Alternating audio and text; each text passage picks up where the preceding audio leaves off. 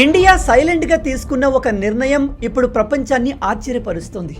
SIPRI 2026 latest report ప్రకారం India దగ్గర ఇప్పుడు 190 న్యూక్లియర్ వార్హెడ్స్ ఉన్నాయి.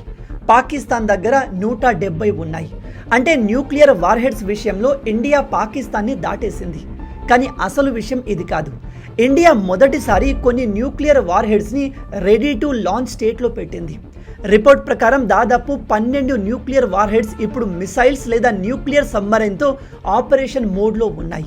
ఇది చాలా పెద్ద మార్పు. ఎందుకంటే ఇంతకుముందు ఇండియా న్యూక్లియర్ వార్హెడ్స్ని ఒక దగ్గర, వాటిని లాంచ్ చేసే సిస్టమ్ని మరో దగ్గర విడివిడిగా ఉంచేది. ఏదైనా ఎమర్జెన్సీ వస్తే వాటిని రెడీ చేసి లాంచ్ చేయడానికి కొంత టైం పట్టేది. కానీ ఇప్పుడు ఇండియా న్యూక్లియర్ డెటరెన్స్ని మరో లెవెల్కి తీసుకెళ్తుంది.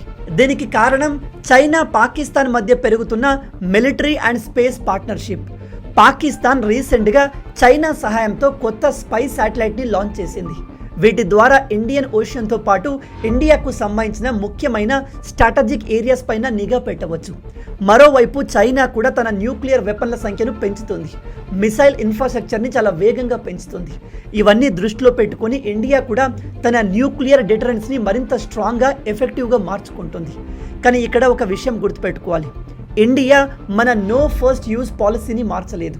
అంటే ఇండియా ముందుగా న్యూక్లియర్ అటాక్ చేయదు. కానీ ఎవరైనా ఇండియాని న్యూక్లియర్ అటాక్ చేస్తామని బెదిరిస్తే దానికి సమాధానం ఇచ్చే విషయంలో ఇండియా ఇప్పుడు ఇంతకు ముందు కంటే రెడీగా, ఫాస్ట్గా ఉంది.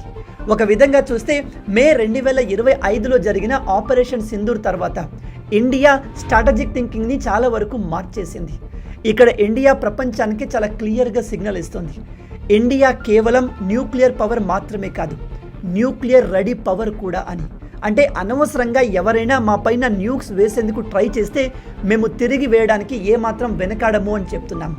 మీలో ఎంతమంది ఈ విషయాన్ని కొత్తగా తెలుసుకుంటున్నారు? ఇలాంటి అమేజింగ్ వీడియోస్ కోసం లైక్ అండ్ సబ్స్క్రైబ్.